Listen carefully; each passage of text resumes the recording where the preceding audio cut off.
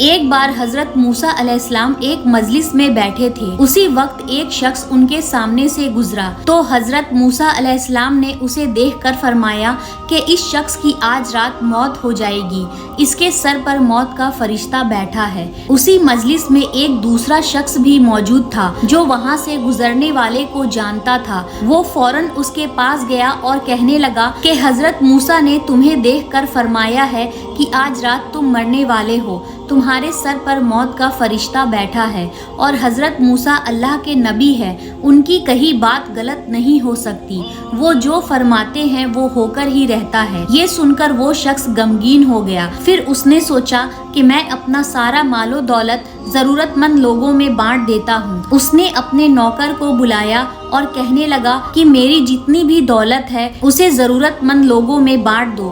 تو نوکر نے کہا کہ حضور، آپ کے پاس تو اتنی دولت ہے کہ اگر آپ بانٹنے لگو تو ہفتے کیا مہینے بھی گزر جائیں گے۔ تو اس شخص نے کہا کہ ایک کام کرو، دعوت عام کر دو اور لوگوں سے کہو کہ کھائیں اور ساتھ میں لے کر بھی جائیں۔ نوکر نے پورے شہر میں دعوت عام کا اعلان کروا دیا۔ اس طرح سے لوگ آتے، کھاتے اور ساتھ میں لے کر بھی جاتے۔ اسی طرح پوری رات گزر گئی اور صبح کا سورج بھی نکل آیا، لیکن وہ شخص اب بھی زندہ تھا۔ جب دوسرے شخص نے یہ دیکھا تو وہ دوڑتا ہوا حضرت موسیٰ کے پاس گیا اور کہنے لگا کہ حضرت موسیٰ، آپ نے تو کہا تھا کہ وہ شخص آج رات مرنے والا ہے، لیکن وہ تو ابھی بھی زندہ ہے۔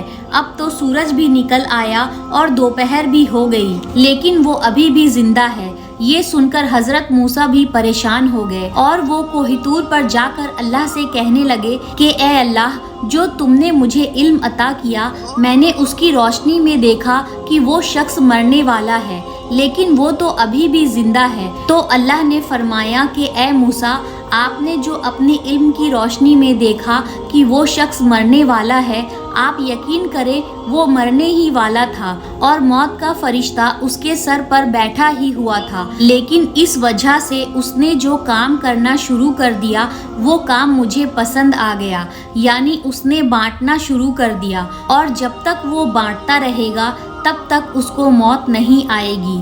اس لیے صدقہ اور زکوٰۃ دیتے رہیے، کیونکہ صدقہ میں وہ طاقت ہے جو موت کو بھی ٹال سکتی ہے۔